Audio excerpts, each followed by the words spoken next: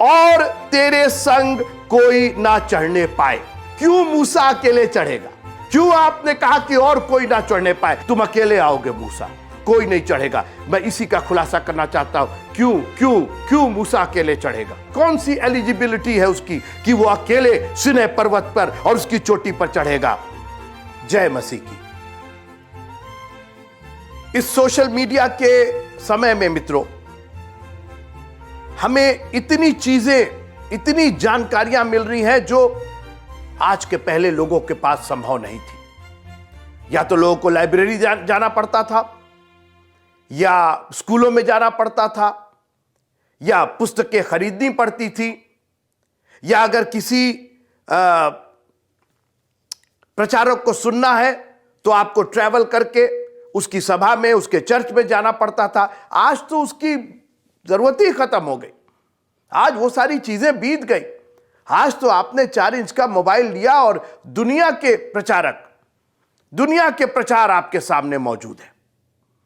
और आज के परिप्रेक्ष्य में यह बहुत इंपॉर्टेंट है कि आज का आप संदेश सुने, क्योंकि अगर आपने आज का यह संदेश नहीं सुना तो आप एक ऐसी मुसीबत में फंस जाएंगे जिसके लिए आप तैयार नहीं हैं। गलती आपकी भी नहीं होगी, लेकिन आप फंस तो जाएंगे ही। आप उस चौड़े मार्ग पर चले जाएंगे जो विनाश को पहुंचाता है। और इसलिए बड़े एकाग्र होकर के जब परमेश्वर ने मूसा को पुकारा तो बोला, अपने पांव की पहले जूती उतारो। तुम पहले तुम दुनिया का जो पाल रखे हो, दुनिया के जो चिंताएं और दुनिया के जो जिम्मेदारियां बेमतलब का तुमने ले रखी, पहले उससे निवृत्त हो। तुम अपने पांव की जूती उतारो। मेरे से बात करना है तो पूरी एकाग्रता के साथ, पूरी तन्मयता के साथ। यह नहीं कि सब्जी भी पक रही है और कुकर भी चल रहा है और बच्चे भी चिल्ला रहे हैं। नहीं, जब सुनना है तो कायदे से। मरियम उसके चरणों पर बैठी हुई थी, इतने करीब थी कि बाकी कोई आवाज सुनाई नहीं दे रही थी। और मैं यही चाहूंगा कि आज का यह संदेश आप मिस मत कीजिए, क्योंकि मैं शुरू कर रहा हूं मत्ती की इंजील उसके 24वें अध्याय से।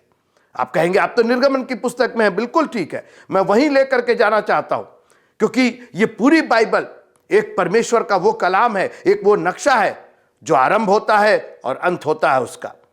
ये पुराना और नया नियम नहीं है। ये पता नहीं किसने पुराना, परमेश्वर का कलाम कहीं पुराना होता है क्या? परमेश्वर का कलाम तो हमेशा से नया रहा है। हमने पता नहीं किसने उसका नाम पुराना नियम। और आप देख रहे हैं जिस तरीके से हम लोग अध्ययन कर रहे हैं, आपको कहीं से वो पुराना लगा? हर संदेश आप कहते हैं, आप कमेंट करके कहते हैं, वाह ये तो मेरे लिए था, ये तो इसने तो मेरी जिंदगी बदल दी।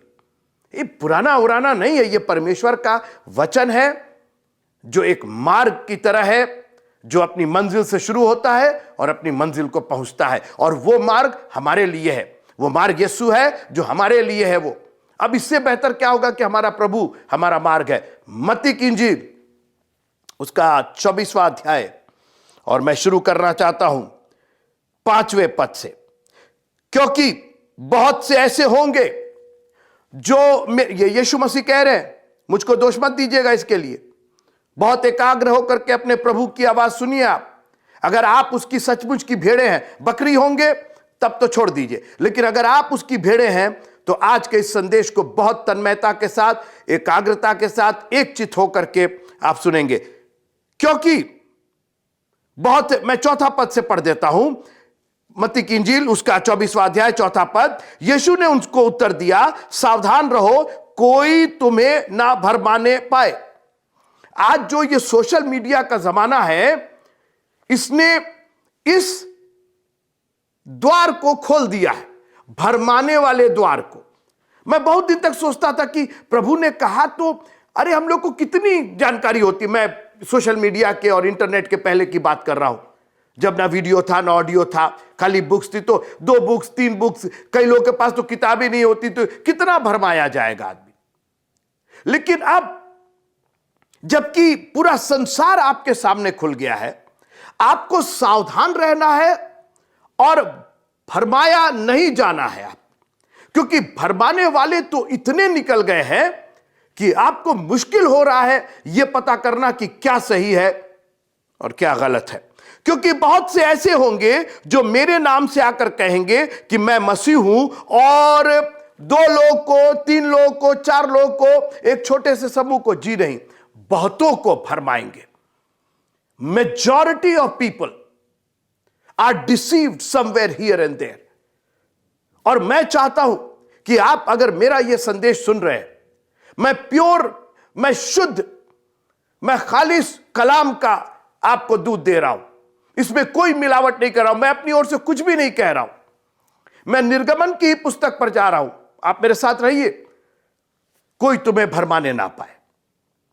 आजकल का भरमाना, देखिए इतना अजीब सा वर्ड है ना, लोग कहते हैं अरे भरमा दिए जा रहे हो, अरे भरमाना वाला है। जो चीज है नहीं, फेक, उसको पैदा किया जा रहा है। जो डर है नहीं, वो डर पैदा किया जा रहा है। अरे अब तो इजराइल और फलस्तीन और यूक्रेन और रशिया और कोरोना और टिड्डी और ये वो दुनिया की बातें। मित्रों, भरमाए मत जाओ। अच्छा, एक और भरमाना निकला है, बेमतलब की आशीष। आज आपका दिन ऐसा होगा और आपका दिन वैसा होगा। आप भले ही गलीच हो, आप भले ही परमेश्वर के वचन से कोसों दूर हो, आपके साथ हो जाएगा। अरे ये क्यों भूल जाते हैं कि नेक सामरी की कहानी बताने के बाद यीशु मसीह ने उस फरीसी से कहा, जा तू भी ऐसा ही कर। ये कहानी सुन करके भरम मत जाओ कि अरे वाह, उसके साथ हुआ मेरे साथ भी हो जाएगा। जा तू भी ऐसा ही कर। दवाई खाएंगे नहीं अच्छे होने का, सबको शौक है। अपनी देखभाल करेंगे नहीं, परमेश्वर के कलाम से सावधान रहेंगे नहीं, और फिर कहेंगे कि हम भरमा दिए गए। जो हर दिन क्या, प्रभु आज आपके लिए ये करेगा वो करेगा। अरे प्रभु कह रहा है कि भाई करेंगे तो ठीक है, लेकिन जब तक तुम ग्रहण नहीं करोगे, बाएं वाले चोर ने ग्रहण नहीं किया और वो हमेशा के लिए नाश हो गया। आप कितना ग्रहण कर रहे हैं उसको? प्रभु तो तैयार है। आइए मेरे साथ निर्गमन की पुस्तक और उसका 34वां अध्याय, एक्सोडस चैप्टर 34। मैंने क्या कहा? भरमाए मत जाओ, क्योंकि बहुतेरे होंगे जो इस वक्त निकलेंगे और आपको भरमा देंगे। निर्गमन की पुस्तक उसका 34वां अध्याय, पहली आयत से मैं पढ़ना चाहता हूं। फिर यहोवा ने मूसा से कहा, पहली तख्तियों के समान पत्थर की 2 और तख्तियां गढ़ ले। तब जो वचन उन पहली तख्तियों पर लिखे थे जिन्हें तूने तोड़ डाला, वही वचन मैं उन तख्तियों पर लिखूंगा। निर्गमन की पुस्तक उसका 34वां अध्याय और उसकी पहली आयत से मैं पढ़ रहा हूं।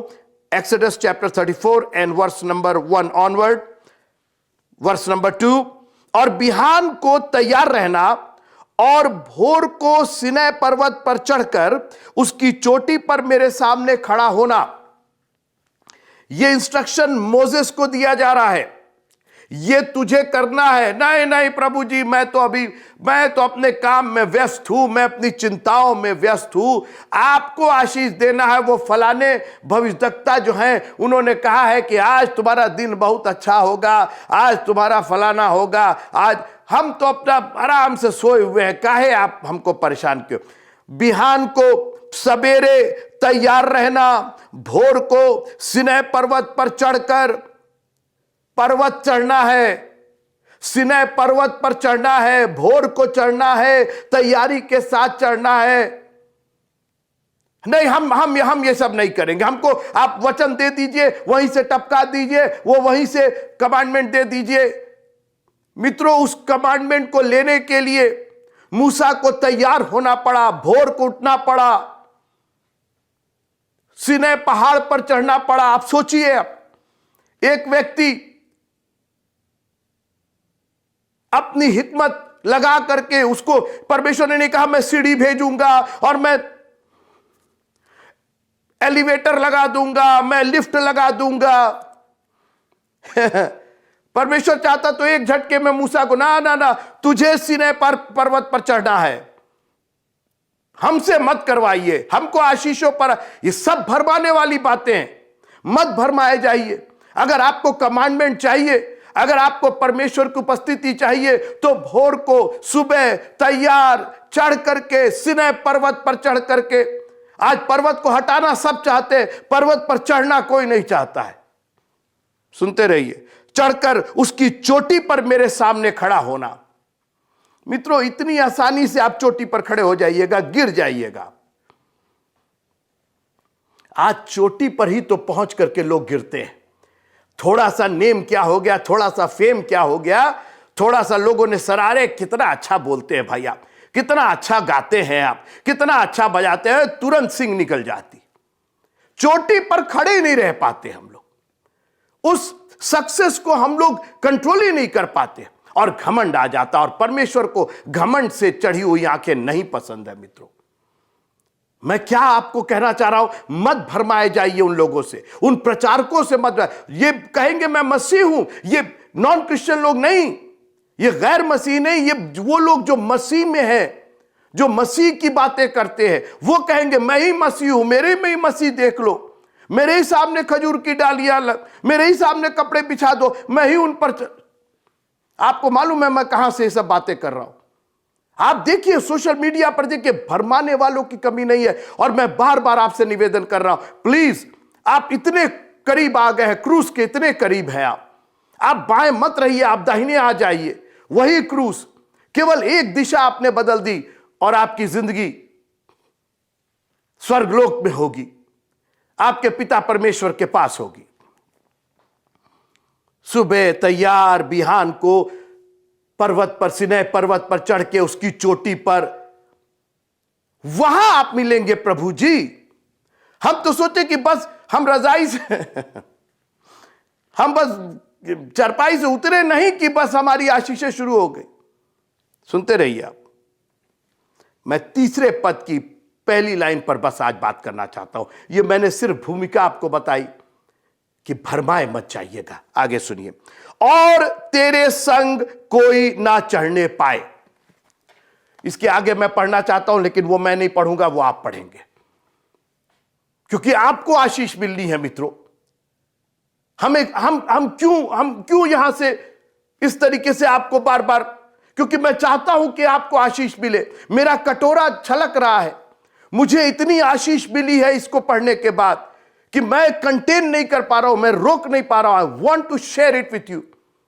आपको नहीं लेना मत लीजिए, आप छोड़ दीजिए, ऑफ कर दीजिए, इसको बंद कर दीजिए, अपने कान बंद कर दिए, बाहर चले जाइए, किसी और कुछ और काम करने लगिए। It is your responsibility. स्वर्गलोक में आप ही को जाना है मित्रों, हर एक को अपना अपना लेखा देना होगा। लेकिन मेरा कटोरा छलक रहा है, अब ये कहां छलक करके गिरेगा मैं नहीं जानता हूं। अगर आप उसको बटोर सके, अपने कटोरे में ले सके, तो आपका भी कटोरा छलकेगा। आप भी शेयर करेंगे, आप भी लाइक करेंगे, आप भी सब्सक्राइब करेंगे। कहने की जरूरत नहीं पड़ेगी, हमको अपील नहीं करना पड़ेगा। जब कटोरा छलकेगा मित्रों, तो वो कितनों को ब्लेस करेगा, यह हम और आप नहीं जानते। सुनिए तीसरा पद, और तेरे संग कोई ना चढ़े। और डिटेल दिया हुआ, जानवर तक चढ़ने ना पाए, इंसान को तो छोड़ ही दीजिए। क्यों भाई, आज मैं इसी पर बात करता हूं, थोड़ी देर आप मेरे साथ रहिए। क्यों अकेले मूसा ही सिनै पर्वत पर चढ़ेगा, कोई और तेरे संग नहीं आएगा? क्या है मूसा में? क्योंकि मूसा ने क्वालिफाई किया है, अपने आप को उस योग्य बनाया है, परमेश्वर के पर्वत पर चढ़ने के योग्य बनाया है, उसके तंबू में निवास करने के योग्य अपने आप को बनाया है। और इसका खुलासा भजन संहिता और उसके 15वें अध्याय में, भजन संहिता, मैं बस थोड़ी देर आपको अपने साथ जोड़े रखना चाहता हूं। आगे आप अपनी स्टडी कीजिएगा और आशीषें पाइएगा। भजन संहिता और उसका 15वां अध्याय, यहां देखिए क्या लिखा है। हे परमेश्वर, तेरे तंबू में कौन रहेगा? क्यों मूसा अकेले चढ़ेगा?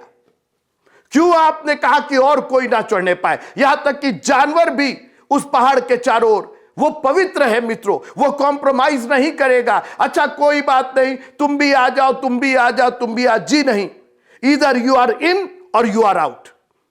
जब नूह का जहाज बनाया तो उसकी जब खिड़की बंद हुई मित्रों, तो ऐसा नहीं था कि कुछ लोग को बाहर चढ़ा दिया, बोला यहीं पर तुम रहना, यहीं पर, अंदर नहीं जा पा रहे हो, यहीं रहना। मित्रों, या तो आप परमेश्वर के राज्य में हैं और या राज्य के बाहर है। या तो आप चर्च आ रहे हैं तो पूरी दिलेरी के साथ, पूरी लग्नता के साथ, पूरे लगन के साथ आप आ रहे हैं, वरना आप बाहर हैं। ये कॉम्प्रोमाइज नहीं चलेगा। आप संसार और मनुष्य और परमेश्वर दोनों को खुश नहीं कर सकते और दोनों की सेवा नहीं कर सकते हैं। You want to go in full time ministry, go for it. परमेश्वर आपके साथ है, परमेश्वर आपकी मदद करेगा। वो ऐसा चरवाहा है जो आपको किसी बात की कमी घटी नहीं होने देगा। तुम अकेले आओगे मूसा, कोई नहीं चढ़ेगा। मैं इसी का खुलासा करना चाहता हूं। क्यों क्यों क्यों मूसा अकेले चढ़ेगा? क्या किया उसने? क्या योग्यता है? क्या उसकी क्या योग्यता, कौन सी एलिजिबिलिटी है उसकी कि वो अकेले सिनै पर्वत पर और उसकी चोटी पर चढ़ेगा? भजन संहिता उसका 15वां अध्याय इसका जवाब देता है। हे परमेश्वर, तेरे तंबू में कौन रहेगा? तेरे पवित्र पर्वत पर कौन बसने पाएगा? वही प्रश्न दाऊद ने अपने भजन को लिखने के पहले प्रश्न लगा दिया, जो हमारा और आपका प्रश्न। और ये प्रश्न इस तरीके से नहीं पूछा कौन रहेगा कौन रहेगा। आगे उसका जवाब पवित्र आत्मा की सामर्थ ने जब दाऊद को जकड़ लिया, उसके बाद जो दाऊद की लेखनी उठी, तो उसके बाद तो लिखता वो चला गया कि कौन रहेगा तेरे पर्वत पर, कौन तेरे तंबू में निवास करेगा। आइए 11 बातें जो आपको योग्य बनाती हैं उस सिनै पर्वत पर चढ़ने की। मूसा ने उस योग्यता को पूरा किया। आज आप अपने हृदय को देख लीजिए, अपनी जीवनी को देख लीजिए। नंबर 1, वो जो खराई से चलता है। आपकी चाल ध्यान से देखो, कैसी चाल चलते हो।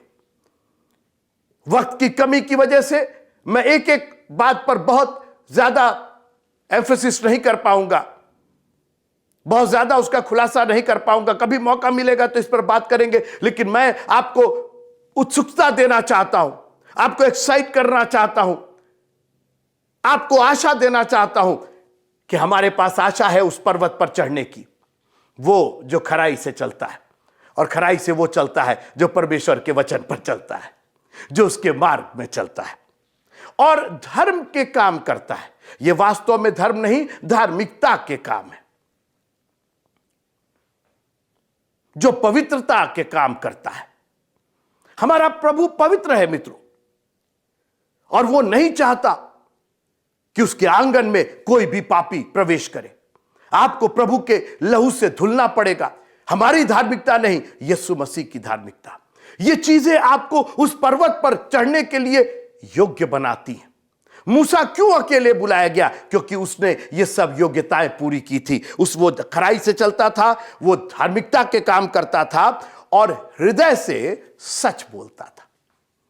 याद रखिएगा मित्रों, आपका परमेश्वर, आपका प्रभु आपके हृदय को जांचता है। तो अगर सच बोलना है तो हृदय से बोलिए, होठ से मत बोलिए, अपनी जबान से सिर्फ मत बोलिए, क्योंकि जबान का वो कोई मतलब नहीं है, वो जीरो है उसके सामने। वो हृदय को बोलता कि हृदय में देखो वहां पर क्या है, वहां वो सच बोल रहा है कि वहां वो झूठ बोल रहा है। हाँ, कई बार झूठ को हम लोग जबान पर लाते लाते सच के रूप में परोस देते हैं। इसीलिए कहा हृदय से बोलो, क्योंकि परमेश्वर की दृष्टि मनुष्य के हृदय पर लगी रहती है। आगे सुनिए, अपनी जीभ से निंदा नहीं करता। हम कौन होते हैं किसी की निंदा करने वाले? हम कौन होते हैं अपने भाई की आंख का तिनका देखने, जब खुद अपनी आंख में लट्ठा पड़ा हुआ है?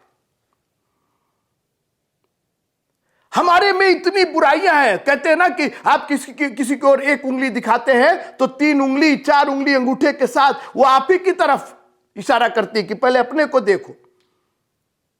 तुम्हारे में तो उससे ज्यादा बुराइयां हैं, तुम कौन सा बहुत बड़े। ये नम्रता और दीनता के साथ, अगर तेरे मन में कुछ है, जब तू वेदी पर भेंट लेकर के आए, जब भेंटें लेकर के आए, तो तेरे मन में तेरे भाई के प्रति कुछ हो तो अपनी भेंट को वहीं छोड़ दे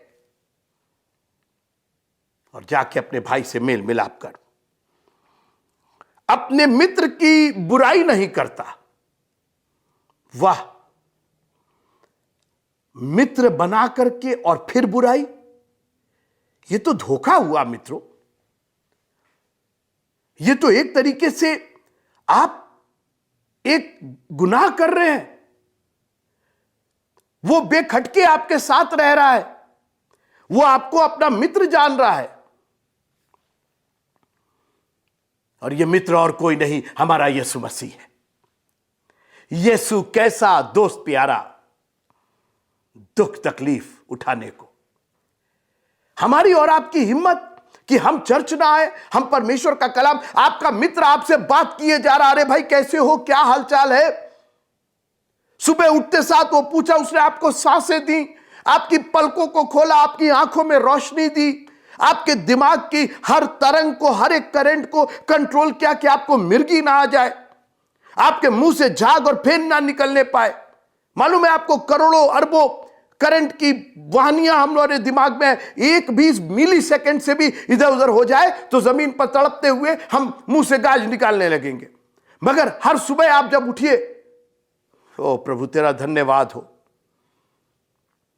और आप उससे बात नहीं करते, आप दुआ करने में हड़बड़ दड़बड़ करते। वो 24 घंटा आपसे बात करता है, अपने मित्र की बुराई नहीं करता और अपने पड़ोसी की निंदा नहीं सुनता।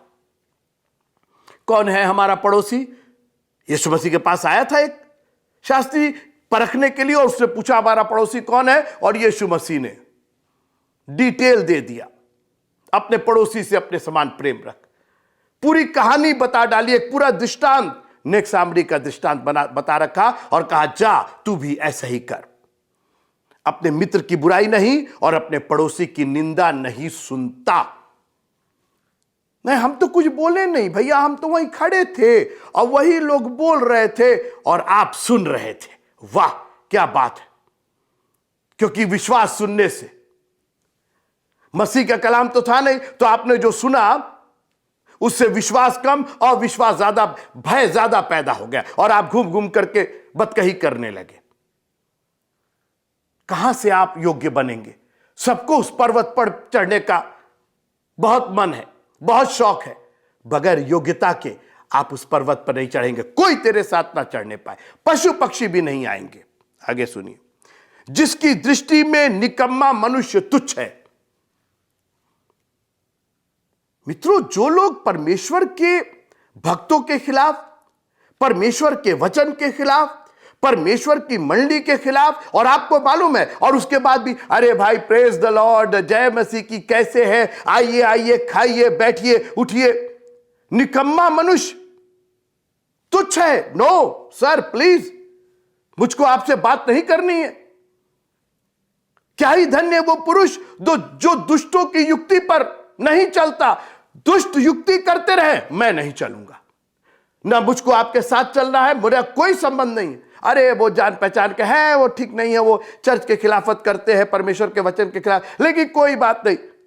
आप क्वालिफाई नहीं कर रहे हैं उस पर्वत पर चढ़ने के, परमेश्वर के तंबू में बसने के लायक है ही नहीं।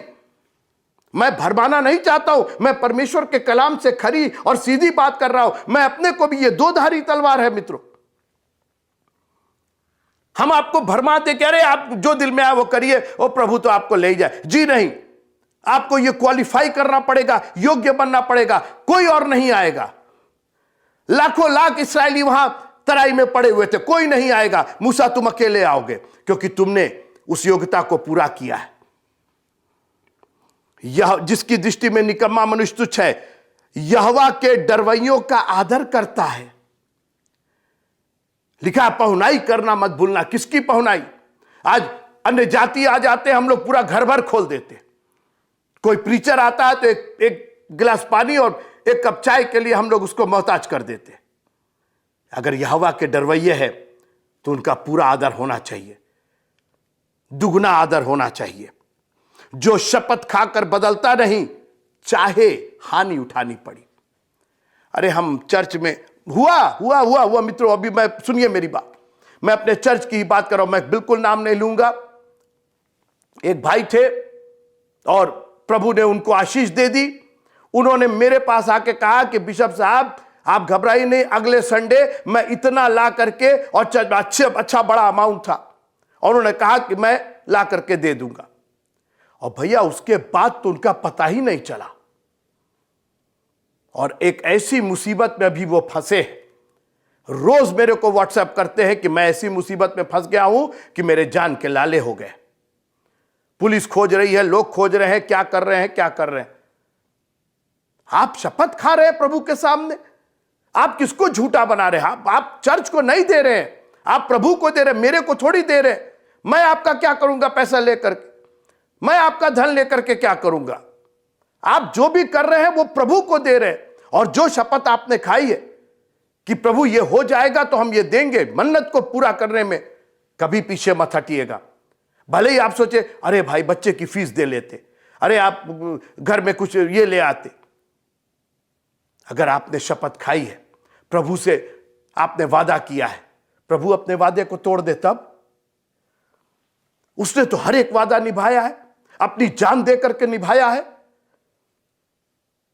अपने हाथों में कील, पैरों में कील, पीठ पर कोड़े, सूली की मौत सहा है वो।